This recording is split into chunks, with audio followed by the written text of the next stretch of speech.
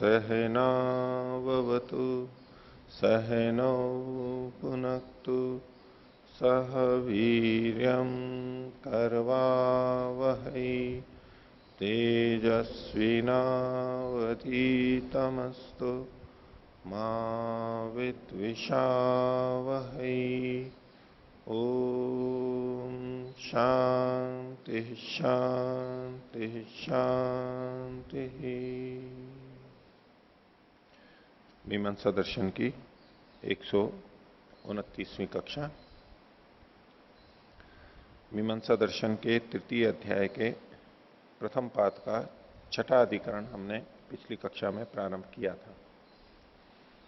अधिकरण था अरुणादीनाम गुणानाम असंकीर्णता अधिकरणम। अरुणादि जो गुण हैं उनकी असंकीर्णता, संकीर्णता नहीं है कि घुल मिल गए हैं, बहुत सारे आ गए हैं, अनेकों का विधान हो रहा है, ऐसा नहीं। तो इसको अरुणा न्याय से कहा जाता है। और ये अधिकरण मीमांसा के मुख्य अधिकरणों में से है। वाक्यार्थ बोध की दृष्टि से इसमें भाष्य में विवेचना की गई है, लंबी विवेचना चली है। क्या क्या हो सकता है, पक्ष प्रतिपक्ष, उस सबको यहां पर विवेचित किया गया है। एक महत्वपूर्ण बात है। तो इसको देखिए, फिर से देखिए कि इन्होंने बताया कि ज्योतिष्टों में क्रयम प्रकृत्य श्रूयते। ज्योतिष्टों में क्रय को प्रकृत करके, प्रकरण करके ये वचन कहा गया है। तो प्रकरण तो क्रय का ही मानेंगे यहां पर। अरुणया पिंगाक्ष्या एकहायन्या सोमम कृणाति। तो लाल रंग वाली, लाल नहीं कहो इसको, केसरिया रंग, लाल और पीले को अरुण शब्द से कहते हैं। ये पिंगाक्ष्या पीली आंखों वाली और 1 वर्ष वाली गाय के द्वारा, गवा का अध्याहार है यहां पर, सोम को खरीदता है इति। तो अब यहां पर संदेह है कि किम अरुणिमा कृष्ण प्रकरणे निविशेत। ये अरुणिमा शब्द संपूर्ण प्रकरण में, यानी संपूर्ण क्रय के प्रकरण में लगेगा, घटेगा। यानी क्रय जिस जिस चीज से भी किया जाना होगा, क्रय से संबंधित जो भी पदार्थ होंगे, उन सब में ये अरुण शब्द जाके बैठेगा और गुण को बताएगा कि वो वस्तु ऐसी होनी चाहिए। वहां पर जब सोम का क्रय होता है, उस समय जो नाटक जैसा भी किया जाता है सोमयाग में, तो उसको कहते हैं तुम ये ले लो, तुम ये ले लो, तुम ये ले लो, बहुत सारी चीजें बताता है। तो उन सब के अंदर लाल रंग घटेगा, ये लाल पीला केसरिया रंग घटेगा। ये उस क्रय के प्रकरण से में जितने भी द्रव्य खरीदने के लिए प्रस्तुत किए गए, कहे गए, उन सब में घटेगा क्या? उस प्रसंग में आता है कि वो मना कर देता है, मैं ये इससे भी नहीं खरीदूंगा, इससे भी नहीं खरीदूंगा। उसको बहुत चीजें देता है, वो प्रस्ताव रखता है, ये ले लो, ये ले लो, सोम दे दो मेरे को, सोम राजा दे दो, ये सबके हित के लिए है, सबके कल्याण के लिए है। ऐसे वो मना कर देता है। तो जब नहीं मानता है तो उसको डंडे से पीटता है और पीट के उस सोम को ले लेता है और कुछ उसको दे देता है। यहां नहीं किया गया था, केरल में ये नहीं देखा होगा ना आपने, और जगह ये होता है। वो देता नहीं है, वो मना करता है, अपने पास ही समेट के रखता है। ये घटना एक विशेष रूप में रखी जाती है, प्रस्तुत की जाती है, वंचित करते हैं सोमयाग के समय। देता ही नहीं है, वो देता ही नहीं है। उसको बार बार कहते हैं अच्छा ये ले लो, फिर और बढ़ा के कहते हैं अच्छा ये ले लो, चलो ये दे दो, इतने में दे दो, इतने में दे दो, वो देता ही नहीं है। तो फिर डंडे से मार के उससे छीन लिया जाता है वो सोम, और उसको उसका जो उचित मूल्य होता है वो दे दिया जाता है। उसमें ये संकेत मानते हैं समाज के लिए, राष्ट्र के लिए, राजा के लिए, कि कोई चीज सार्वजनिक रूप से हितकारी हो और कोई व्यक्ति अपनी व्यक्तिगत संपत्ति समझ के, मान करके, और उसको समाज के हित के लिए नहीं दे रहा हो, उचित मूल्य दिए जाने पर भी, तो उससे जबरदस्ती ले लेनी चाहिए। जैसे कई बार रेल की पटड़ी निकल रही है, उसके लिए जमीन चाहिए खेतों की, तो सरकार एक मूल्य निर्धारित करती है, उतना देती है, कोई अर्जा नहीं, मैं तो नहीं दूंगा। वहां उसकी नहीं, उसको देनी पड़ेगी, जबरदस्ती देनी पड़ेगी, उसका मूल्य उसको दिया जाएगा, मूल्य दे करके और ली जाएगी। सबके लिए हितकारी कोई चीज हो, उसमें व्यक्तिगत आधार वहां नहीं चलेगा, व्यक्ति का अधिकार नहीं चलेगा। सामाजिक सर्वहितकारी नियम पालने में उसको परतंत्र होना पड़ेगा। सड़क है, सकड़ी है, मकान बना हुआ है बगल में, उसके कारण सकड़ी है, और अधिकारी कहता है नहीं ये मकान को हटाओ यहां से, अब वो कहेगा नहीं मैं तो यहीं रहूंगा, मकान नहीं दूंगा, तो प्रशासक को बलात् जबरदस्ती उससे लेने का अधिकार बनता है। उसको कहेंगे अच्छा ये ले लो, ये ले लो, ये ले लो, नहीं मानता है, जितना उचित है दे देंगे, यहां से जाओ आप, दूसरी जगह जमीन देंगे, धन देंगे। रास्ता सकड़ा है तो रास्ता दरवाजा, इसको रास्ते को बड़ा करने के लिए मकान तो हटाना पड़ेगा, सबको कितनी असुविधा होती है, हटाना पड़ेगा, ऐसा उससे संकेत लेते हैं। तो बहुत सारी चीजों का प्रस्ताव रखता है, उन सब में लाल रंग को, लाल पीले रंग को, अरुण रंग को निविशित करेंगे क्या? तो किम अरुणिमा कृष्ण प्रकरणे निविशेता उत क्रये एव एक हायन्याम इति, अथवा 1 वर्ष वाली गाय से जब खरीदने का प्रस्ताव रखता है उसी में केवल ये रंग कहा जाएगा। तो सिद्धांति कह रहा है कि आपको शंका क्यों हो रही है ये, कि जब यहां इतना स्पष्ट लिखा हुआ है कि अरुणया और अंत में क्रीणाति लिखा हुआ है, तो अरुणया क्रीणाति तृतीया विभक्ति है, सीधा क्रीणाति, क्रीणाति का साधन है ये, किससे खरीदता है? तो इससे खरीदता है। तो इतना क्रीणाति के साथ ही अरुणा का संबंध है, अरुणया।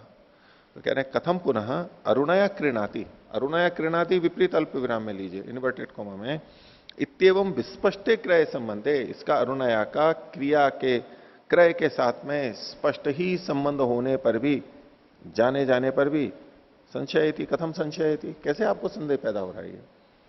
अब वो संदेह का कारण पूर्व पक्षी बोलता है, उच्यते इह ही गुणम अरुणिमानम अमूर्तम संतम क्रियाया करणम इति शब्द उपदिशति। बोले यह शब्द क्या उपदेश कर रहा है? उपदेश मतलब क्या कह रहा है? अरुणया क्रीणाति, अब इतने को ले लीजिए, बाकी शब्दों को छोड़ दीजिए, कि अरुण शब्द, अरुण जो गुण है, गुणवाची शब्द है, ये अरुणिमा को, जो कि अरुणिमा अमूर्त है, गुण मूर्त होता है या अमूर्त होता है?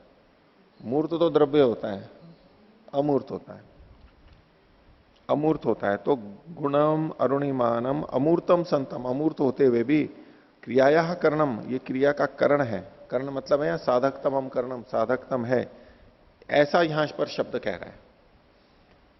इसके साथ साथ पूर्व पक्षी क्या कहना चाह रहा है कि क्रिया का करण अमूर्त नहीं हो सकता, मूर्ति होगा। क्या कभी किसी गुण से कोई क्रिया होती हुई देखी है? कोई क्रिया किसी गुण से होती हुई देखी है? क्रिया होगी तो द्रव्य से होगी, गुण से नहीं होगी। जब भी क्रिया होगी द्रव्य के अंदर होगी, द्रव्य में होगी। क्रिया किस में रहती है? अब वैशेषिक की दृष्टि से देखें तो द्रव्य में रहती है, गुण में भी क्रिया नहीं रहती है और क्रिया में भी क्रिया नहीं रहती है, द्रव्य में रहती है, और द्रव्य में रहती हुई वो सफलता को प्राप्त होती है, द्रव्य से ही होती है।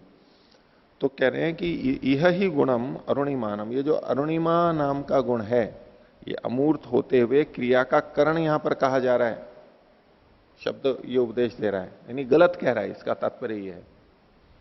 कह तो यही रहा है ना भाई, अरुणया क्रीणाति, अरुणिमा के द्वारा खरीदता है, तो गुण के द्वारा खरीदता है, तो गुण से तो कोई क्रिया होती ही नहीं है। आगे ऐसा कैसे प्रतिपादित कर रहा है? शब्द ऐसा कह रहा है, ये कैसे कह रहा है?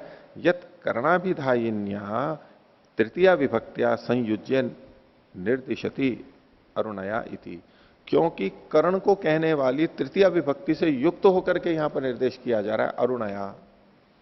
अरुण शब्द अरुणया, अरुणा, अरुणया, अरुणा, अरुणया,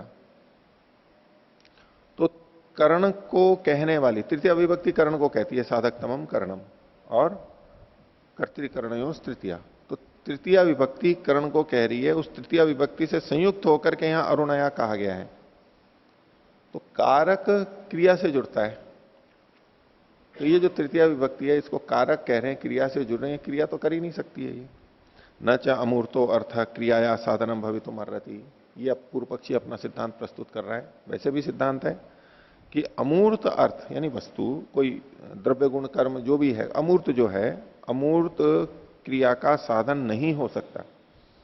तो अमूर्त के साथ तृतीय विभक्ति जोड़ करके क्रिया का साधन बनाया जा रहा है, ये कैसा गलत बात कही जा रही है, शब्द के द्वारा उपदेश दी जा रहा है। अतो असंबंधम कृणातिना अरुण गुण से अवगच्छाम, इसलिए हम अरुण गुण का कृणाति के साथ में संबंध नहीं देख रहे हैं, असंबंध देखते हैं, इसके साथ संबंध हो ही नहीं सकता है। अब वापस प्रश्न पे आ जाइए। प्रश्न संशय क्या था कि ये जो अरुणा है, अरुणिमा है, ये संपूर्ण प्रकरण में जाएगी अथवा कृणाति के साथ में जुड़ेगी। तो पूर्व पक्षी कह रहा है कृणाति क्रिया के साथ में तो ये जुड़ ही नहीं सकती, क्योंकि ये अमूर्त को कहती है, गुण है ये और गुण अमूर्त को कहता है, इसलिए उसको नहीं, इसके साथ नहीं जुड़ता। न च, अभी इसको सुनिए, अभी ये एक पक्ष रखा जा रहा है, आपके मन में जो प्रश्न उठ रहे हैं वो सारे आगे आएंगे धीरे धीरे, इसको सुनते जाइए। जो बात कही गई है वो नहीं समझ में आ रही हो तो पूछ लेना बीच में क्या कह रहे हैं ये, क्योंकि आप जिस पृष्ठभूमि से आते हैं व्याकरण से और जो सोचा समझा है, तो आप इसका उत्तर देने लगेंगे। अभी आप उत्तर ही तो देंगे, बोलो। कृत्स्न प्रकरणम कथम भवति तद स्पष्टम न होती, कृत्स्न प्रकरणे कथम संयुक्त भवति, वो अभी ढका हुआ रहने दो, इसका भी उत्तर सिद्धांति देगा आगे। अभी पहले तो इसकी चर्चा चलेगी, सीधे उत्तर दे देंगे तो वो ये वाला होगा तो फिर सारी चर्चा ही नहीं चल पाएगी। इस पे भी बोलेगा सिद्धांति, आगे बोलेगा। न च अशकनीयम अर्थम प्रमाणभूत शब्दों अभिधास्यति इत्येवं प्रकल्पना कदाचित उपपद्येतापि। यहां पर विपरीत अल्प विराम में लीजिए, न से पहले एक विपरीत कॉमा लीजिए, इन्वर्टेड कॉमा, और अभिधास्यति पे उसको बंद कर दीजिए। पूर्व पक्षी सिद्धांति के लिए कह रहा है, सिद्धांति की मान्यता क्या बोलते हुए उसका कह रहा है, अशक्नियम अर्थम प्रमाणभूत शब्दों न अभिधास्यति। अशक्य अर्थ को प्रमाणभूत शब्द यानी वाक्य कभी नहीं कहेगा। जो शास्त्र प्रमाण है, शब्द है, वो अशक्य अर्थ को नहीं कहेगा। न अशक्योपदेश विधि, शब्द अशक्य का कथन नहीं करेगा। न च अशक्नियम अर्थम प्रमाणभूत शब्दों अभिधास्यति इति, ऐसा सोच करके सिद्धांति को कह रहा है तुम ऐसा सोचो कि अरुणया कृणाति शब्द तो क्या यही कह रहा है। पूर्व पक्षी ने तो गलत सिद्ध कर दिया कि अरुणया का संबंध कृणाति के साथ हो ही नहीं सकता है। तो अगर ये दिमाग हो सिद्धांति का, शास्त्र भक्त है, शब्द भक्त है, कि शास्त्र तो गलत कहता ही नहीं है, ऐसा सोच करके अगर चल रहे हो तो कह रहा है इत्येवं प्रकल्पना कदाचित उपपद्येतापि, ऐसी परिकल्पना आप कर भी लो तो होनी नहीं, करनी नहीं चाहिए आपको। पूर्व पक्षी कह रहा है सिद्धांति को आपको ऐसा करना नहीं चाहिए। क्या नहीं करना चाहिए? कि शब्द के द्वारा जो कहा गया है वो अशक्य कभी नहीं होता है, वो शक्य होना चाहिए तभी कहा गया है। ऐसा कभी हो भी जाए तो है नहीं पूर्व पक्षी के मत में। पूर्व पक्षी ये मानता है कि शब्द अशक्य अर्थ को भी कह देता है, जो चीज नहीं घटती उसको भी बोल देता है, ऐसे ही।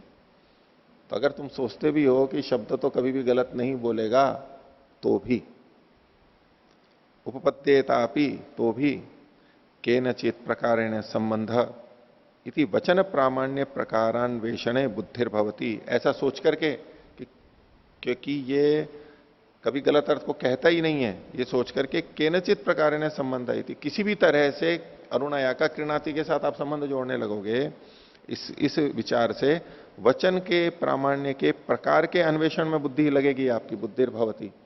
ये जो वचन है, ये वाक्य जो है, इसके प्रामाण्य के प्रकार में, कि किस तरह से प्रमाणित है, आपकी बुद्धि ये लगने लगेगी। क्योंकि जब सिद्धांति ने ये सोच लिया कि शब्द तो अशक्य अर्थ को बोलेगा ही नहीं, तो जब पंक्ति आएगी तो बुद्धि कहां लगेगी? उसको प्रमाणित करने के प्रयास में लगे कि किस तरह से प्रमाणित हो रहा है, ऐसे ही तो बुद्धि लगेगी ना, जैसी आस्तिकों की लगती है। वो पूर्व पक्षी जानता है, इसलिए बोले कि आपकी बुद्धि तो ऐसे लगने लगेगी। यदि वचन प्रामाण्य प्रकारान्वेषणे बुद्धिर्भवती, तो उस चलो आप अन्वेषण कर लो, अन्वेषण में क्या होगा देखते हैं। तो तद यदि परम विचारयंता, तो इस प्रकार से तुम पूरी तरह विचार करते हुए, परम मतलब जितनी अच्छे से अच्छा कर सकते हो उस तरह से विचार करते हुए, परम विचारयंत क्रिया संबंध सामर्थ्यम अवगमिष्याम, क्रिया के संबंध के सामर्थ्य को जान लेते हैं कि ये शब्द क्रिया से संबद्ध है, क्योंकि कारक क्रिया से ही जोड़ते हैं। आप समझ भी लो, अर्थ सामर्थ्यम अवगमिष्याम, ये रेखा है, इसकी जगह पे अल्प विराम कर लीजिए। एक वाक्यतया क्रये एव अरुणिमानम निवेशयिष्याम, तो एक वाक्यता के कारण क्रय में ही इस अरुणिमा को निवेशित करेंगे, क्रय में ही इसको निवेशित करेंगे। ये एक पक्ष हुआ, ये सिद्धांति की तरफ से कहा कि आप करोगे तो ऐसा कर सकते हो, ऐसा जोड़ के करोगे। अब इसमें ये बात वैसे विचारने की आ रही है, देखो कि अभी जो हम पीछे पंक्ति देख रहे थे ना, तत्र संदेह में किम अरुणिमा कृष्ण प्रकरण निवेशित, संपूर्ण क्रय प्रकरण में निवेशित है अथवा एक आयनी के क्रय में। अभी क्रीणाति के साथ संबंध जोड़ रहा है, तो क्रीणाति के साथ तो दोनों ही जगह जुड़ रहा है। फिर तो प्रश्न उठेगा, तो या तो इसको हमारी व्याख्या हम अलग से करें, जैसे कि मैंने पहले की थी पिछली कक्षा में, कि अरुणिमा कृष्ण प्रकरण में, क्रीणाति और क्रीणाति से भिन्न सारे प्रकरणों में, पूरे प्रकरण में जुड़ेगी, और या फिर एक आयनी के क्रय में जुड़ेगी, ऐसे करके लिख सकते हैं। क्योंकि क्रीणाति को जोड़ के तो ये बोल रहे हैं, क्रीणाति दोनों जगह आ रहे हैं। आगे देखिए, अथ अथवा, अथवा तो अप्रमाद्यत भी अन्विष्यमाणो न कथंचन संबंध उपपत्स्यते। अब ये पूर्ण विराम की जगह अल्प विराम लीजिए। उपपत्स्यते ततो वाक्य भेदम अभ्युपगम्य प्रकरण धर्मम एनम अध्यवस्याम। दूसरा पक्ष है, अथ तो अप्रमाद्यत भी अन्विष्यमाण, प्रमाद न करते हुओं के द्वारा खोजा जाने पर, खोजा जाता हुआ। ये कौन है? पूर्व पक्षी अपने को कह रहे हैं, हम प्रमाद करके नहीं खोज रहे हैं। पूर्व सिद्धांति के लिए क्या कहा? परम विचारयंत, पूरी तरह विचार करते हुए। वही पूरी तरह तो विचार कर लिया, लेकिन प्रमाद युक्त होकर विचार किया तो कहां से सही निर्णय आएगा? और अपने लिए क्या बोल रहे हैं? अप्रमादित होकर के हमने विचार किया, पूरे जागरूक होकर के किया। क्योंकि कोई विचार तो खूब कर रहा है, बोले मैंने तो खूब विचार कर लिया, मेरे को तो यही निकल करके आ रहा है कि ईश्वर साकार है, खूब विचार कर लिया मैंने, तो परम कर लिया। भाई परम तो कर लिया, लेकिन आपकी जो सामर्थ्य है उसी में ही तो आपने खूब विचार किया है। प्रमाद युक्त होके, आलस्य युक्त होके, अपनी सामर्थ्य ही नहीं है बुद्धि की और सोच रहे हो, तो कितना भी सोच लो। तो अप्रमाद रहते हुए, खोजते हुए, कुछ भी संबंध उससे नहीं जुड़ेगा, क्रिया के साथ नहीं जुड़ सकता है। और ऐसा होने पे क्या होगा? ततो वाक्य भेदम अभ्युपगम्य, तो फिर वाक्य भेद का स्वीकार करके वाक्य भेद मानना पड़ेगा। क्योंकि क्रीणाति तो किससे जुड़ रहा है? सोमम क्रीणाति, एक हायन्या सोमम क्रीणाति। ये अरुणया के साथ तो संबंध जुड़ नहीं रहा है, तो अरुण गुण को भी बताने के लिए यही वाक्य है, तो वाक्य भेद हो जाएगा, एक से अधिक विधि हो जाएगी। तो ततो वाक्य भेदम अभ्युपगम्य प्रकरण धर्मम एनम अध्यवस्याम, तो फिर हम पूरे प्रकरण का धर्म इसको मानेंगे, क्योंकि वाक्य भेद तो करना नहीं है हमारे को, हम तो अप्रमादित होकर के सोच रहे हैं ना। पूर्व पक्षी बिना प्रमाद के सोच रहा है, तो वो वाक्य भेद कैसे स्वीकार कर सकता है? इतना जागरूक है कि वाक्य भेद को स्वीकार नहीं करेगा, इसलिए अरुणया को पूरे प्रकरण से जोड़ देगा, क्रीणाति के साथ ही नहीं जोड़ेगा। ततो वाक्य भेदम अभ्युपगम्य प्रकरण धर्मम एनम अध्यवस्याम तस्मात अवश्यम विचारणीयम एतदिति, इसलिए अवश्य विचार करना चाहिए। संदेह है कि अरुणा शब्द का संपूर्ण प्रकरण से जुड़ेगा या केवल एक आयनी के क्रय के साथ में जुड़ेगा। प्रश्न क्यों उठ रहा है ये बता दिया। प्रश्न उचित है या नहीं? आप बोल सकते हो, आप पीछे जो अपने उसके हिसाब से आप बोलोगे। प्रश्न तो उठा दिया ना इसने। हम देखते हैं क्रिया के साथ में कारक का संबंध है, कारक का क्रिया के साथ संबंध है, सबको स्वीकार्य सिद्धांत है। कारक क्रिया की सिद्धि में साधन के रूप में होता है, उसी को कारक बोलते हैं। तो अरुण गुण जो कि तृतीय विभक्ति से युक्त है, कारक विभक्ति से युक्त है, वो क्रिया के करने में साधन बनना चाहिए, लेकिन वो तो अमूर्त है। अमूर्त चीज क्रिया की क्रिया को करने में साधन बनती ही नहीं है, तो उस दृष्टि से इसका क्रिया से संबंध ही नहीं जुड़ेगा। नहीं जुड़ेगा, यहां पर क्रीणाति से संबंध नहीं जुड़ेगा तो क्या करेंगे, और जगह डालना पड़ेगा। यहां तो संभव नहीं है ये, इस वाक्य में तो संगत लग नहीं रहा है, तो कहीं और जगह लगाना पड़ेगा हमारे को इसको, ऐसा पूर्व पक्षी का कहना है। तो प्रश्न तो उठा ही दिया ना, उचित है ना प्रश्न, तो प्रश्न तो उचित हो गया ना। हम तो अभी तक ये सोचते ही नहीं थे। हम तो क्या सोचते थे, तृतीया विभक्ति है, तृतीया विभक्ति है, कारक है, करण कारक है, उसका क्रिया से संबंध हो जाएगा, बस खत्म बात। सभी कारक है, क्रिया से जुड़ जाते हैं, प्रत्यक्ष या परोक्ष कैसे भी जुड़ते हैं, क्रिया से जुड़ जाते हैं। क्योंकि क्रिया कारक तो क्रिया का साधन होता है, और अमूर्त क्रिया का साधन हो ही नहीं सकता है। बोलो। अरुण यहाँ ये अमूर्त होने से क्रिया के साथ नहीं जुड़ेगा ऐसा कहा, तो कृष्ण प्रकरण के साथ कैसे जुड़ेगा अमूर्त? वो भी आगे आएगा। वो स्वामी जी भी जो पूछ रहे थे वो उसका वो बोलेगा उत्तर, सिद्धांति बोलेगा। ठीक है, आपके मन में अभी से उठ गया, उचित प्रश्न है आपका, आगे चलते हैं। तो सिद्धांति पूछ रहा है किम तावत प्राप्तम, तो ठीक है, ये तो अभी तो संशय उठाया है। तो बोले अच्छा क्या निर्णय किया तुमने? बोले कृष्ण प्रकरण निवेश है, इसका कृष्ण प्रकरण में निवेश होगा। यहां इन्होंने युधिष्ठिर जी फिर क्रय प्रकरण ही लिखा है, इस पक्ष को भी मान के चलना, हो सकता है केवल क्रय प्रकरण में ही हो, ये तो सब में होगा। अकस्मात तो पूर्व पक्षी कहता है संयोग तो अविशेषात प्रकरण अविशेषाच। एक तो यहां संयोग का अविशेष है, संयोग तो अविशेषात, किसी से संयोग, किसी विशेष से संयोग इसका नहीं किया गया। अगर किसी विशेष से संयोग कर दें तब तो उसी से जुड़ेगा, और विशेष से संयोग किसी से हुआ नहीं है तो ये तो सब जगह जाना चाहिए। और प्रकरण का भी अविशेष है, किसी एक ही प्रकरण के लिए लगे ये भी नहीं है, तो प्रकरण भी सामान्य है तो पूरे सामान्य रूप से लगेगा। प्रकरण कुछ विशेष तो यहां पर कहा नहीं गया है। संयोग के समान होने से और प्रकरण के अविशेष यानी समान होने से, सामान्य होने से, प्रकरण भी समान है और संयोग भी समान है। इस पे सिद्धांति कहता है ननु प्रकरणात् वाक्यम बलियो भवति। ठीक है, प्रकरण से आप सब जगह घटा रहे हो इसको, लेकिन प्रकरण से तो वाक्य बलवान होता है। श्रुति लिंग वाक्य प्रकरण स्थान समाख्या, तो प्रकरण से तो वाक्य बलवान होता है। तो इति एक वाक्यत्वात् अरुणिमा क्रयेण संबंध्यते इति। तो वाक्यता तो एक ही है ना, अरुणया कृणाति एक वाक्यता है, और एक वाक्यता से पता लगता है कि अरुणा शब्द कृणाति के साथ में जुड़ा है, वाक्य का अर्थ बलवान होता है प्रकरण से, इसलिए कृणाति से ही जुड़ना है ये। इस पर पूर्व पक्षी कहता है नहीं तत् एवं अवगम्यते, नहीं ऐसा नहीं जाना जाता यहां पर। क्यों? न ही वचन शते नापि अनारभ्यो अर्थ शक्यो विधातुम। बोले एक नहीं 100 वाक्य भी बोल दो तो भी जो असंभव अनारभ्य अर्थ है, जो हो ही नहीं सकता है, वो अर्थ विहित हो ही नहीं सकता है। जो चीज संभव ही नहीं है उसको आप कितनी बार भी बोल दो, वो उस वाक्य से नहीं निकाली जा सकती। क्या असंभव है? अमूर्त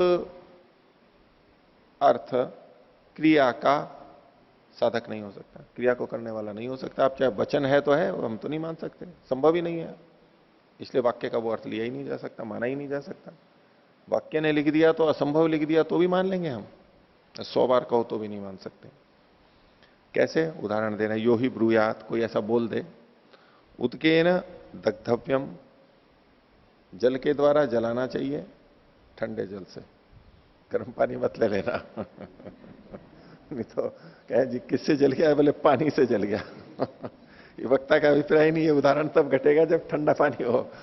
तो जल का जो अपना शीतल गुण है अपने स्वाभाविक उसमें होना चाहिए। तो उद्गेन दग्धव्यम अग्निना क्लेदयितव्यमिति, पानी से भीगाना है उसको, तो पानी से, अग्नि से, हाँ हाँ अग्नि से भिगाना है, पानी से जलाना है और अग्नि से भिगाना है। बोले अग्नि से भिगाया नहीं जा सकता, असंभव है। इसको चाहे वचन ये शब्द भले ही बोल दिया जाए, कितनी बार भी बोल दो, हम तो इसको स्वीकार नहीं कर सकते। असंभव अर्थ कैसे वाक्य से लिया जा सकता है? हाँ पूर्व पक्षी बोल रहा है, पूर्व पक्षी बोल रहा है किम स वचन प्रयोजन सामंजस्यम अश्नुवीत, ऐसा बोला जाता हुआ वो वचन अपने वाक्य के प्रयोजन के साथ सामर्थ्य कैसे बना सकता है? वाक्य तो बोल दिया, अग्निना क्लेदितव्यम, क्लेदयितव्यम, अग्नि से उसको गीला करो, तो प्रयोजन यानी उसका जो फल है उसके साथ सामंजस्य को कैसे प्राप्त होगा? वाक्य जो है वहां जुड़ना तो चाहिए। अग्नि से जलाएंगे तो क्या गीला होगा? तो जल जाएगा। तो इसलिए ऐसा अर्थ हम कभी भी नहीं ले सकते। आगे न च अमूर्तो अर्थ क्रियाया साधनम उपपद्यते, जो अमूर्त अर्थ है वो क्रिया का साधन कभी हो ही नहीं सकता है। तस्माद अरुणया क्रीणाति इति संबंधा भावात एक वाक्यता न भवती इति, इसलिए अरुणा से क्रीणाति, इतना जो अरुणया क्रीणाति ये जो जोड़ करके आप वाक्य से कह रहे थे कि वाक्य से पता लगता है कि अरुणया का क्रीणाति से संबंध है, तो बोले इस संबंध का अभाव होने से एक वाक्यता ही नहीं हो रही है इनकी। सिद्धांति ने क्या कहा था, प्रकरण की अपेक्षा वाक्य बलवान है, एक वाक्यता है इसलिए वाक्य से अर्थ आ रहा है। बोले यहां एक वाक्यता ही नहीं घट रही है, संभव अर्थ निकल रहा हो तो एक वाक्यता ले सकते हो, नहीं तो एक वाक्यता ही नहीं है। इसलिए प्रकरण के अनुसार यहां पर निर्णय लेना चाहिए और सब जगह यह लगेगा, वाक्य इसको बाधित नहीं कर सकता। अब इस पे सिद्धांति कह रहा है ननु नैवायम गुणवचना, बोले अरुणया शब्द ये गुणवाची है ही नहीं, तो आप खंडन कर रहे हो उसको गुणवाची मान के, गुण अमूर्त है, बोले गुणवाची है ही नहीं है तो किम तरही, बोले द्रव्य वचन है, ये तो द्रव्य को कह रहा है। तो अरुणया शब्द किसको कहता है, अरुणया गुण को कहता है या द्रव्य को कहता है, किसको कहता है, गुण को कहता है। नहीं, अरुण शब्द तो लाल को कह रहा है, लेकिन जब हम यूं कहें, जब हम कहें देखो, एक तो कहें हरा पत्ता, ठीक है, और एक कहेंगे पत्ता हरा, तो पत्ता हरा है, जब हम ये कहेंगे तो हरा शब्द अब यहां गुण को कह रहा है, पत्ता पेड़ का पत्ता हरा है, हरा अब गुण को कह रहा है। और जब कहेंगे हरा पत्ता, इसका मतलब है हरे गुण वाला पत्ता, तो वो हरा शब्द है वो हरे गुण को नहीं कह रहा है, गुण वाले को कह रहा है। कृष्ण सर्पः, इनमें समानाधिकरण मान के हम बोलते हैं, एक तो कहेंगे सर्प से कृष्ण था, सांप का कालापन, अब ये जो कृष्ण शब्द है ये गुण को कह रहा है, ये द्रव्य को नहीं कह रहा है। लेकिन कृष्ण सर्प काला सांप जब हम कहें तो काले गुण वाला, ये अर्थ निकलता है, वहां पर विशेषण बन रहा है, लेकिन यहां पर मतुप प्रत्यय न होते हुए भी मतुप का अर्थ लिया जाता है व्याकरण की दृष्टि से, वो द्रव्य को कह रहा है, द्रव्यवाची है। कृष्ण सर्प में कृष्ण शब्द, कृष्ण भी उसी को कह रहा है जिसको सर्प कह रहा है, दोनों का अधिकरण एक ही है, विशेषण के रूप में कह रहे हैं। ये विशेषण के रूप में कथन तो एक अलग दृष्टि से कथन हो गया, विशेषण विशेष्य है, लेकिन इनमें समानाधिकरण्य है। कृष्ण शब्द द्रव्य को कह रहा है, आप जब केवल विशेषण विशेष्य बोलेंगे, ये ठीक है कि कृष्ण सर्प में काला सांप में काला शब्द सांप की विशेषता को बता रहा है, जब विशेषता को बता रहा है यहां बोलेंगे तो काला शब्द गुण के रूप में कथन किया जा रहा है। विशेषण काला गुण है और सांप गुणी हो गया, गुण गुणी हो गया, विशेषण विशेष्य हो गया, विशेषण है वो गुण है। अगर आप विशेषण विशेष्य की दृष्टि से देखेंगे तब तो यहां पर गुण ही लगेगा ये, लेकिन ये दूसरी दृष्टि से बात की जा रही है कि कृष्ण शब्द गुण को नहीं, गुण वाले को कह रहा है।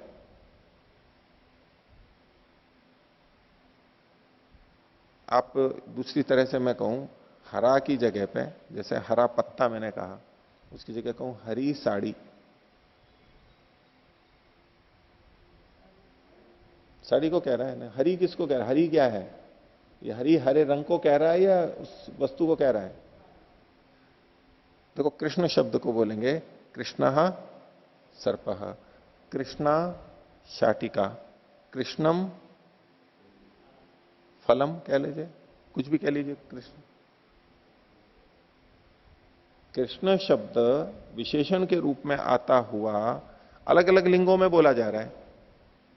अब हिंदी में तो मान लो नपुंसक लिंग के लिए अलग से नहीं है, हरा पत्ता और हरी साड़ी, कृष्णम। यहां पर संस्कृत में देखेंगे तो पुल्लिंग, स्त्रीलिंग, नपुंसक लिंग तीनों में वो शब्द बोला जाएगा। भाई इसमें लिंग क्यों बदल गया? आपको अगर केवल गुण ही कहना था तो गुणवाचक में उसमें कौन सा लिंग आना चाहिए था? सब जगह एक ही लिंग आना चाहिए था, लेकिन विशेष्य के अनुसार वहां लिंग बदल रहा है। इसका मतलब है इसका विशेष्य के साथ समानाधिकरण्य है और ये द्रव्य को ही कह रहा है। ठीक है, तो पूर्व पक्षी ने अरुणया, अरुणा शब्द को गुण कह करके अमूर्त मानते हुए क्रिया का असाधक बता के खंडन किया था। सिद्धांति कह रहा है कि इन्होंने नैवायम गुण वचन है, गुण वचन है ही नहीं। किम तरही द्रव्य वचन, द्रव्य वचन है। पूर्व पक्ष पूछा कुतः, कैसे पता लगा कि गुणवाची द्रव्यवाची है? उसके लिए हेतु दे रहा है, स्त्रीलिंग संबंधात, इसमें स्त्रीलिंग का संबंध है। अरुणा, अरुणया शब्द जो है रमया की तरह से स्त्रीलिंगवाची है। अरुणा, अरुण नहीं है, अरुणा शब्द है ये, और स्त्रीलिंग को देख करके यहां पर ये द्रव्यवाची है। तो बोले ये कैसे पता लगा कि स्त्रीलिंग है तो द्रव्यवाची है? तो कहा द्रव्य विशेषा ही ये थे स्त्री पुमान नपुंसकम इति। ये जो स्त्रीलिंग पुल्लिंग और नपुंसकलिंग शब्द, ये जो प्रत्यय आते हैं यहां पर शब्द बनते हैं, ये द्रव्य विशेष में ही होते हैं। द्रव्य को ही स्त्रीलिंग पुल्लिंग नपुंसकलिंग कहा जाता है। इसको खोल रहा है आगे सिद्धांति, स्त्रियाम यत प्रातिपदिकम वर्तते तस्मात स्त्री प्रत्ययो भवती। स्त्रियाम यत प्रातिपदिकम वर्तते, जो प्रातिपदिक, प्रातिपदिक है यहां पर अरुण शब्द, मूल जो शब्द है वो अरुण है, फिर अरुणा बना, उसमें टाप प्रत्यय आ गया और फिर विभक्ति आके अरुणया बना है। तो स्त्रीलिंग को बताने में जो प्रातिपदिक विद्यमान है अरुण शब्द, और ये तो सारा का सारा स्त्रियाम का अधिकार यही तो कह रहा है। स्त्रियाम शब्द जो बोल रहा है यही तो कह रहा है यहां पर, स्त्रियाम यत प्रातिपदिकम, स्त्रियाम सूत्र भी है पाणिनि का। तो जो प्रातिपदिक स्त्रीलिंग को बताने में विद्यमान है, तस्मात प्रत्ययो भव, तस्मात स्त्री प्रत्ययो भवती, उसमें स्त्री प्रत्यय होता है। तो स्त्री को बताने में जो प्रातिपदिक है, तो प्रातिपदिक किसको कहेगा? उसको कहेगा।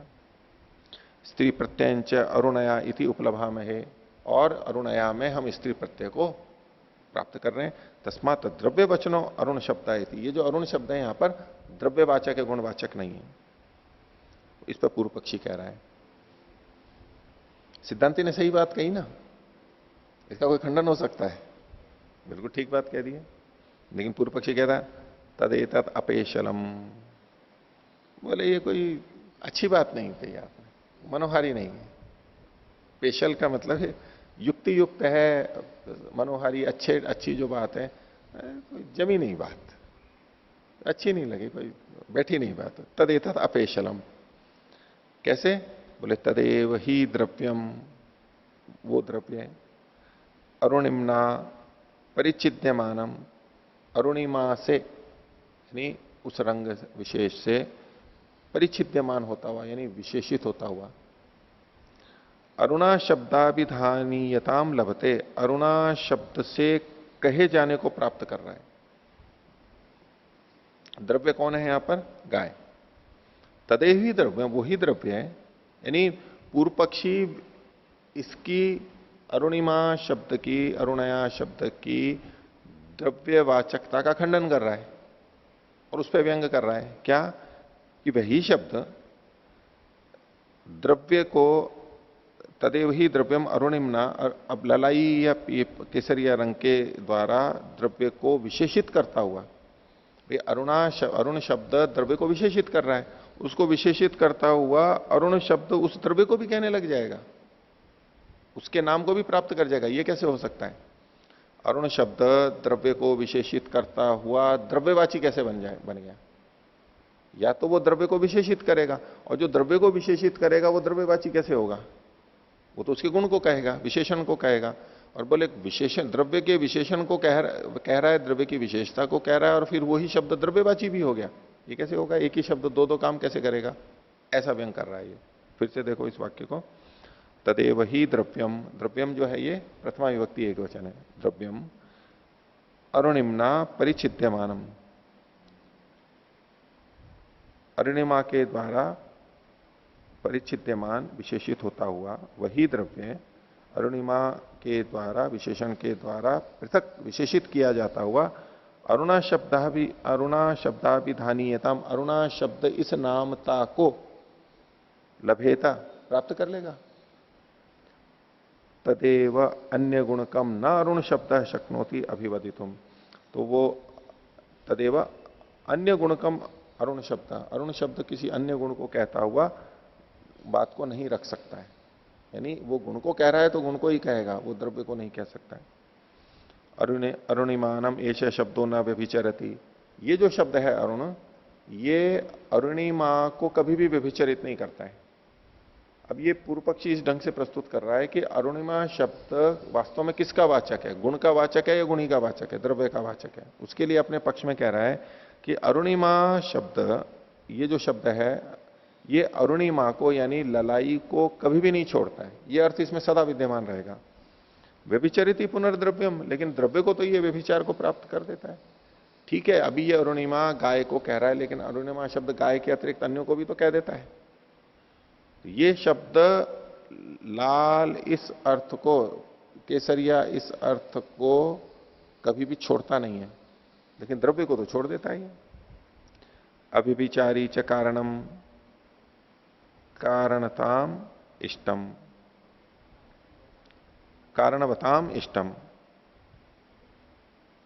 बोले कि अगर ये कारण है, क्रिया का कारण है, तो कारणवताम, कारण वालों में अभिविचारी ही कारण हो सकता है, व्यभिचारी कारण नहीं हो सकता है। कारण हमेशा अव्यभिचारी होगा, उसका अपवाद नहीं होगा, विकल्प नहीं होगा, व्यभिचार को प्राप्त नहीं करेगा। बोले इस शब्द का जो द्रव्य अर्थ लिया जा रहा है वो तो व्यभिचार को प्राप्त हो रहा है, लेकिन अरुणिमा जो अर्थ है वो अविविचरित है, सदा रहने वाला है। तो अगर ये अरुणिमा शब्द कारण है, कारक है क्रिया का, तो इसको तो अव्यभिचरित अर्थ वाला होगा, वो ही क्रिया के साथ जुड़ सकता है। द्रव्य अर्थ इसका नहीं हो सकता। गुण ही लिया जाएगा और गुण को ही, रंग को ही हम क्रिया से जोड़ सकते हैं, और वो जुड़ेगा नहीं कभी। इसलिए ये क्रिया के साथ, यहां क्रीणाति के साथ में नहीं जुड़ता है। अभिविचरीच कारणम कारणवताम इष्टम अतो अस्य गुण स्वार्थ इति गम्यते, इसलिए गुण ही इसका अपना अर्थ है, स्वार्थ है, ये जाना जाता है। अरुणया शब्द द्रव्यवाची नहीं है, गुणवाची है, इसको सिद्ध कर रहा है। ठीक है। तदस्य प्रत्यक्ष तो गुण वचनता गम्यते। अब ये कह रहा है कि देखो, अरुणया से गुण भी पता लग रहा है और आपके मतानुसार द्रव्य का भी बोध हो रहा है। ठीक है। तो बोले द्रव्य का कैसे पता लग रहा है और गुण का कैसे पता लग रहा है? ये पक्ष मान करके चल रहे हैं कि अरुणया के द्वारा गुण भी पता लग रहा है और द्रव्य भी पता लग रहा है। तो दोनों में से कौन सा अर्थ लिया जाए?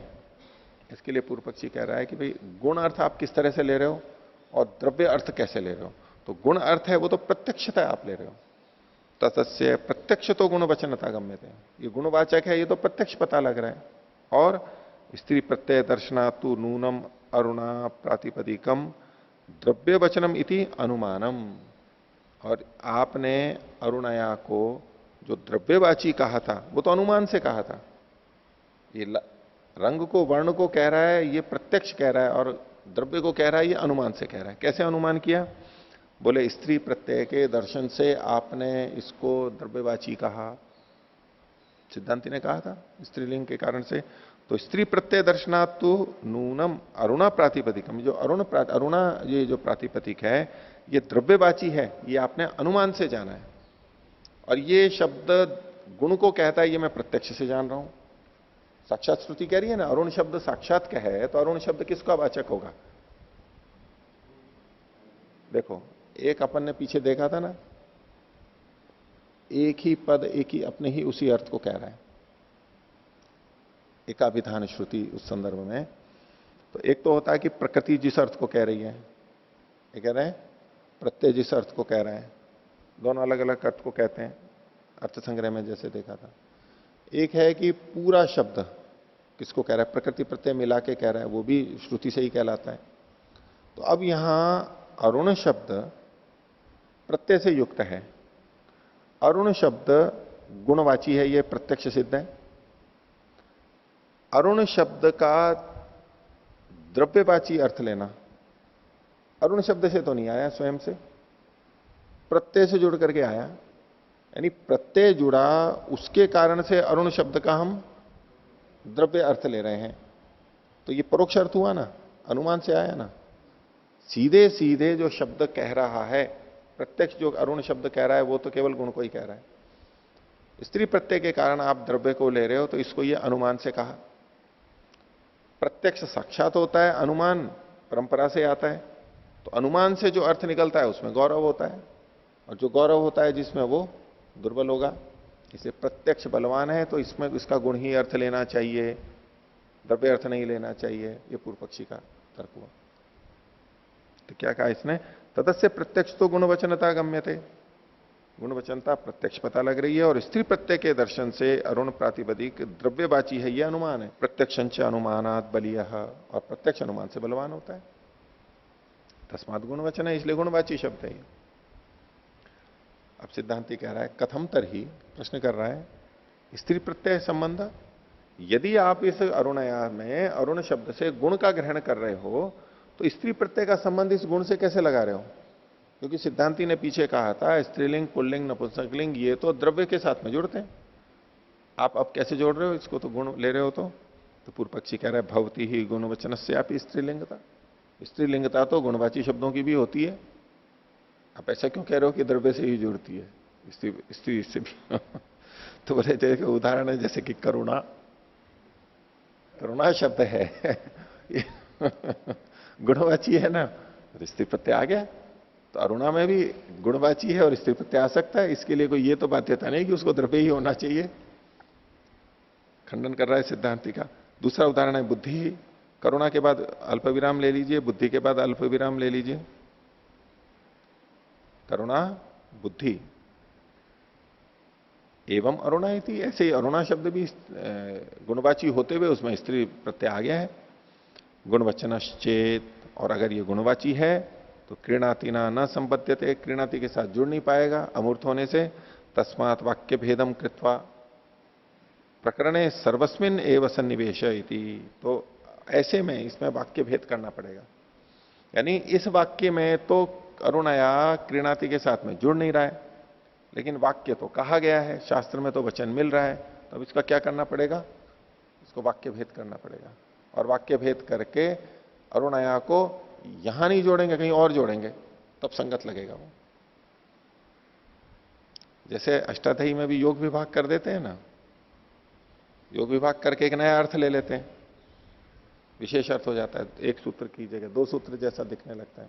यहां पर बोले वाक्य भेद करना पड़ेगा, वाक्य भेद अनिवार्य है, नहीं तो ये व्यर्थ हो रहा है।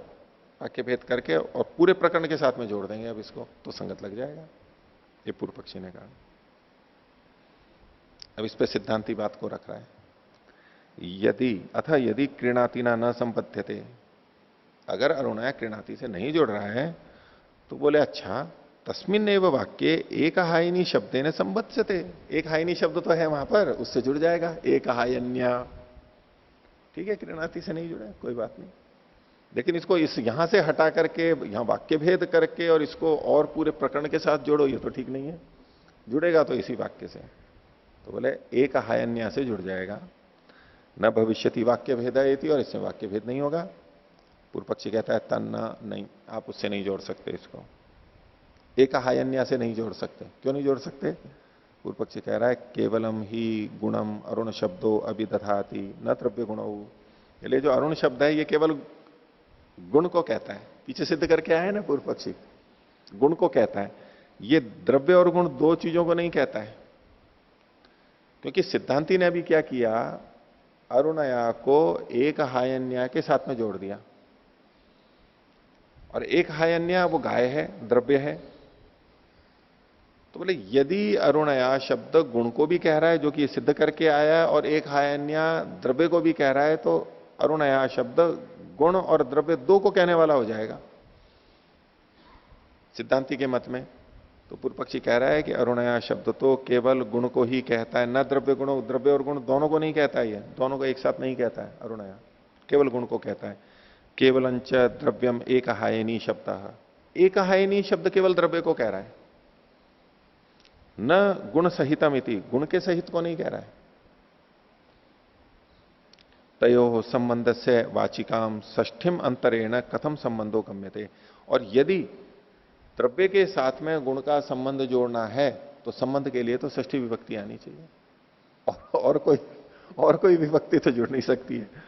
तो तयो संबंध से वाचिकाम, उन दोनों के संबंध की वाचिका षष्ठी विभक्ति के बिना यहां संबंध कैसे बन सकता है? अगर पूर्व पक्षी सिद्धांति ये कहता है अरुणया का एक हायन्या के साथ में संबंध है, तो ठीक है, संबंधवाचक षष्ठी विभक्ति तो नहीं दिखाई दे रही है यहां पर, संबंध अगर है तो षष्ठी लानी पड़ेगी आपको। अब इसमें एक देखिए कि एक हायनी शब्द को इन्होंने कहा कि ये केवल द्रव्यवाची है। एक हायनी शब्द द्रव्यवाची है। अरुणा शब्द द्रव्यवाची नहीं है।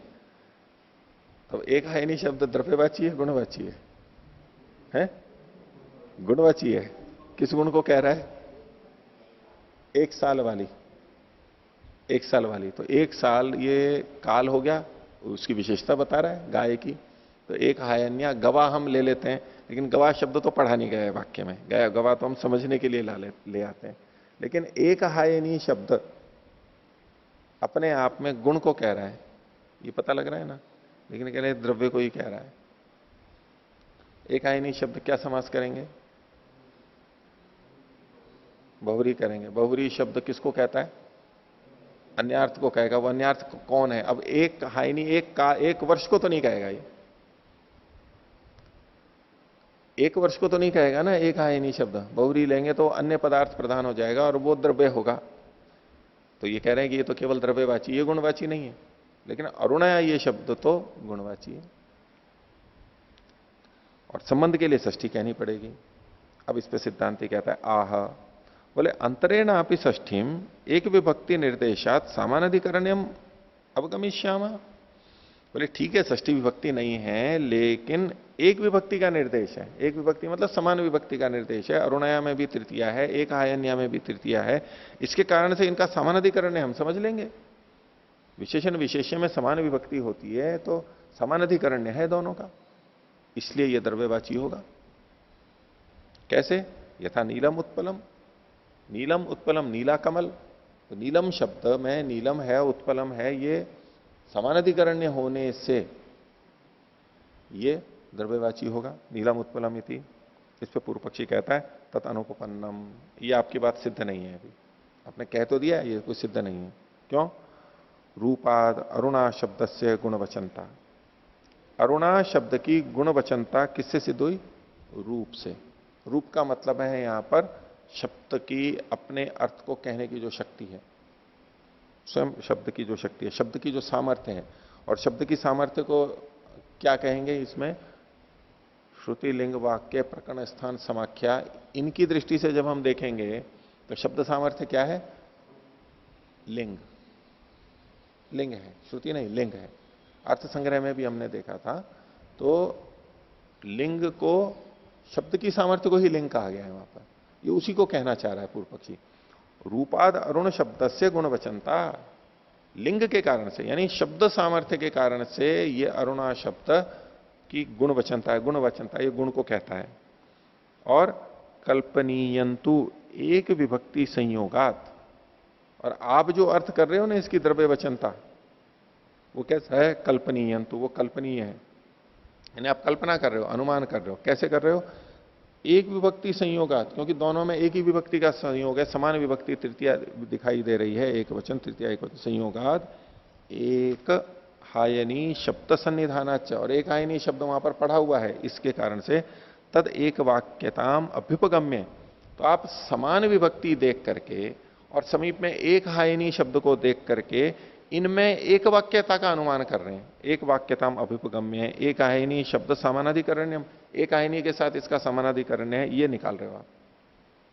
अर्थात पूर्व पक्षी कह रहा है मैं जो इसको गुणवाची मान रहा हूं वो तो लिंग से मान रहा हूं, शब्द सामर्थ्य से, रूप से। और आप जो इसको एक हायनी से जोड़ रहे हो ये तो वाक्य के द्वारा जोड़ रहे हो। आप समान विभक्ति देख करके एक वाक्यता देख रहे हो, उस एक वाक्यता से आप समानाधिकरण देख रहे हो। अर्थात आप वाक्य से ये अर्थ निकाल रहे हो। मैं लिंग से अर्थ निकाल रहा हूं, और लिंग और वाक्य में कौन बलवान होता है? श्रुति, लिंग, वाक्य, प्रकरण, स्थान और समाख्या। तो लिंग और वाक्य में लिंग बलवान होता है। नीचे यही कहा न च लिंगाद वाक्यम बली है, वाक्य लिंग से बलवान नहीं होता है। तस्मात असद एतत्, इसलिए आपने जो कहा वो ठीक नहीं है। अरुणया गुणवाची है, गुण को कहता है, द्रव्य को नहीं कहता है। ठीक है, यहां तक हो गया? समझ में आ रहा है? जो ये कह रहा है वो समझ में आना चाहिए। गलत कह रहा है, सही कह रहा है, वो तो और आगे विवेचना चलेगी। अब इस पर सिद्धांति कह रहा है तत्रुच्यते यदा केवल गुणवचनतायाम शब्द प्रवर्तमानो नान्येन संबंधम लभते। जब कोई गुणवाचक शब्द वाक्य में प्रस्तुत होता हुआ अन्य के साथ में संबंध को प्राप्त नहीं होता है, तदा अनुपदेशकत्वात अनर्थक्यम माभूति थी। तो अनुपदेशक होने से अनर्थकता ना हो जाए। अनुपदेशक मतलब अशक्य अर्थ को कहने वाला होने से अनुपदेशक, उपदिष्टेपि अनुपदेश, ऐसा होने पर अनर्थक्य ना हो जाए, द्रव्य परताम आपद्यते, वो द्रव्य परता को प्राप्त करता है, यानी वो द्रव्यवाची हो जाता है। अब इसने सिद्धांति ने दूसरे ढंग से बात को रखा है और ये मानते हुए रखा है कि अरुण शब्द गुणवाची ही है, अरुण शब्द गुणवाची ही है। तो जब कोई शब्द गुणवाची वहां बोला जाता हुआ अन्य के साथ में संबंध को नहीं प्राप्त कर रहा है तो उसको द्रव्यवाची मानेंगे। देखो एक प्रकरण पीछे आया था कि कोई शब्द द्रव्य को कहता है या जाति को कहता है। शब्द आकृति को जाति कह लो, आकृति को कह लो, उसको कहता है या द्रव्य को कहता है। ये जो सिद्धांत पीछे चर्चा आई थी उसमें मीमांसा का क्या मत था? आकृति को कहता है। तो फिर गाम आनय में गाम शब्द जाति को क्यों नहीं, वो द्रव्य को, व्यक्ति को क्यों प्राप्त हो रहा है? असंभव होता हुआ वो द्रव्य को प्राप्त होता है। बस उसी शैली में ये कह रहे हैं कि जब कोई गुणवाची शब्द अर्थ को, व्यवहार को प्राप्त नहीं हो रहा है तो वो द्रव्यवाची हो जाता है। अब जैसे बहुत सारी गायें हैं, बोले लाल को पकड़, लाल को पकड़ या सफेद को पकड़ या काली को पकड़, ये जो बोला जा रहा है, लाल गाय को पकड़ सफेद, तो शब्द तो केवल गुणवाची बोला गया है। अब लाल को क्या पकड़ेंगे? लाल को तो पकड़ा ही नहीं जाता है, तो वो असंभव होता हुआ द्रव्यवाची बन जाता है। ये मीमांसकों का सिद्धांत है। अब इसकी व्याख्या दूसरे ढंग से व्याकरण में जो की जाती है कि यहां पर प्रत्यय आया, मतु प्रत्यय आकर के, वाला अर्थ आकर के वो लुक हो गया, वो चला गया है। यानी मतुप प्रत्यय के बिना भी मतुप का अर्थ लिया जाता है। व्याकरण वाले इसको इस दृष्टि से देखते हैं कि प्रत्यय आया और चला गया। अगर प्रत्यय ही नहीं आता तो प्रत्यय का अर्थ कैसे होता? ये वाला अर्थ कहां से निकल करके आता है? इसलिए वो प्रत्यय का लाना स्वीकार करते हैं और फिर उसको हटा देते हैं। प्रत्यय चला गया लेकिन प्रत्यय का अर्थ रह गया, उसकी गंध रह गई, ये मान करके व्याख्या करते हैं। वो भी एक तरीका है। इनका तरीका क्या है मीमांसकों का कि ये शब्द बोला जाता हुआ असंभव होने से द्रव्यवाची होगा। ये सब लक्षणा अर्थ आ रहा है, देखना। साहित्य में जो लक्षणा ली जाती है वो इसी अधिकरण से ली जाती है। वो लोग उद्धृत करते हैं, यद्यपि मीमांसा में बहुत जगह लक्षणा का वर्णन आया है, लेकिन लक्षणा कहां से प्रारंभ हुई और लक्षणा के लिए ये इसके उदाहरण देते हैं, मीमांसक का इसी अधिकरण का उदाहरण देते हैं। तो ये जो असंभव होता हुआ, लक्षणा हम करते कब हैं? अभिधा अर्थ, साक्षात प्रत्यक्ष अर्थ शब्द का जब नहीं घटता है तो हम लक्षणा करते हैं। गंगायाम घोषा, तो ठीक है, गंगा के समीप अर्थ लेते हैं। वहां पर लक्षणा की शुरुआत कैसे हुई? असंभव होने से। ऐसे ही यहां पर भी हम इसको द्रव्यवाची मानेंगे। तो अरुणया शब्द द्रव्य का वाचक है, सिद्धांति ने फिर कह दिया। तो अनर्थक्यम महाभूत इति द्रव्य परताम आपत्त्यते तस्याम अवस्थायाम एक विभक्ति युक्तेन। अब कब? जबकि वो द्रव्यवाची बन चुका है अरुणा शब्द, असंभव होता हुआ, तो ऐसे में उस अवस्था में एक विभक्ति से युक्त होते हुए एक आयनी शब्देन सन्निहितेन, और पास में स्थित एक आयनी शब्द के कारण एक वाक्यताम आपद्यमाना, एक वाक्यता को प्राप्त होता हुआ समानाधिकरणो भवति, समानाधिकरण को प्राप्त होता है। तथा च कृत्वा नीलम उत्पलम इति उपपद्यते, ऐसा करके ही तो नीलम उत्पलम में हम नीलम और उत्पलम को समानाधिकरण मान करके, नीलम शब्द यहां द्रव्य को कह रहा है। देखो हिंदी में भी जब हम बोलते हैं नीला कमल, भाई नीला शब्द से एक तो होता है भाई नील रंग बोल देते हैं, फिर तो वो नीला कमल का मतलब, नीला मतलब वो द्रव्य ही कहा जा रहा है वहां पर। सच अयम अरुणा शब्दस्य, अरुणा शब्द तस्याम अवस्थायाम वर्तते। तो ये जो अरुणा शब्द है ये उस अवस्था में, उसी अवस्था में यहां पर विद्यमान है। न ही तस्य स्वार्थम अभिदधता इतो विच्छिन्नस्य प्रकरणे अपि अर्थवत्ता। बोले कि इसका मतलब अरुणा शब्द का, जो कि स्वार्थम अभिदधता, अपने ही अर्थ को कह रहा है, वो अपने अर्थ को कहते हुए इसका इतो विच्छिन्न से, यहां से विच्छिन्न करके, इस प्रकरण से हटा करके विच्छिन्न से प्रकरणे अपि, प्रकरण में यानी इस वाक्य से हटा करके प्रकरण में, जो पूर्व पक्षी का मत था कि प्रकरण में ले जाएंगे, प्रकरणे अपि अर्थवत्ता, बोले वहां भी इसकी अर्थवत्ता तो नहीं हो सकती है। आप यहां से हटा भी दोगे तो वहां कहां से अर्थवत्ता करोगे? कुतः? बोले ये नहीं वह हेतु ना कृणाति ना संपद्यते, जिस हेतु से आप इसको कृणाति के साथ में नहीं जोड़ पा रहे हो कि न, किस हेतु से, उस हेतु को बता रहे हैं अभी पूर्व पक्षी के मत को। न अमूर्तो अर्थ क्रियाया साधनम भवती इति, अमूर्त अर्थ वस्तु क्रिया का साधन नहीं होती है। अब पूर्ण विराम की जगह अल्प विराम लीजिए। फिर न च क्रिया साधन द्रव्य ही, फिर अल्प विराम लीजिए रेखा की को हटा करके, कि ये न च क्रिया साधन द्रव्य ही, क्रिया साधन के द्रव्यों से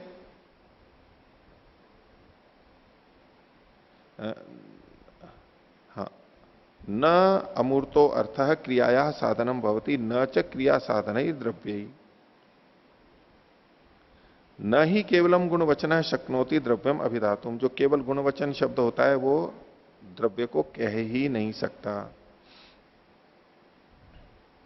देखो इसको करो, न च क्रिया साधन, सह के योग में तृतीया लीजिए, क्रिया के साधन द्रव्यों के साथ में अमूर्त शब्द क्रिया को नहीं कह सकता और क्रिया के साधनों से भी संबद्ध नहीं होता, क्रिया के साधनों से भी संबद्ध नहीं होता। ठीक है, इसको यूं देखिए, न च अमूर्तो अर्थ क्रियाया साधनम भवितुम अर्हति, जो अमूर्त अर्थ है वो स्वयं तो साक्षात क्रिया का साधन हो ही नहीं सकता, और न च क्रिया साधन ही द्रव्य, और न क्रिया के साधन द्रव्यों से जुड़ करके क्रिया का साधन बन सकता है, क्रिया का सहायक बन सकता है, यानी साक्षात भी नहीं बन सकता और द्रव्य से जुड़ करके भी नहीं बन सकता। न ही केवलम गुणवचन शक्नोति द्रव्यम अविधातुम, गुणवचन जो है केवल गुणवचन वो द्रव्य को नहीं कह सकता। स एव हेतु प्रकरण संबंधा भावे भी, प्रकरण के संबंध के अभाव में,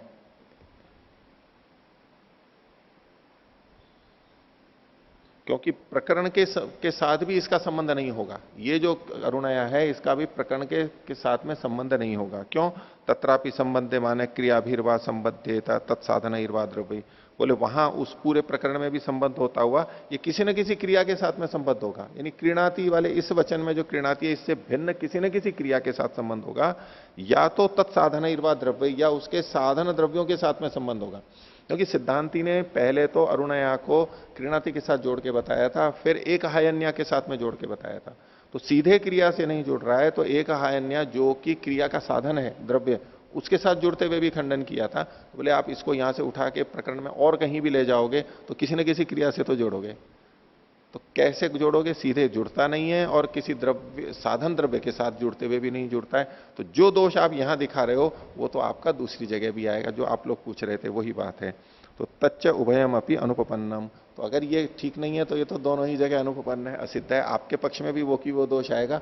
इसलिए इस हेतु से आप यहां से हटा के दूसरे प्रकरण में, पूरे प्रकरण में कहीं भी ले जाएं, नहीं ले जा सकते। इसी तरह और आगे खंडन किया है, अभी इतना ही रखते हैं। प्रणव ध्वनि।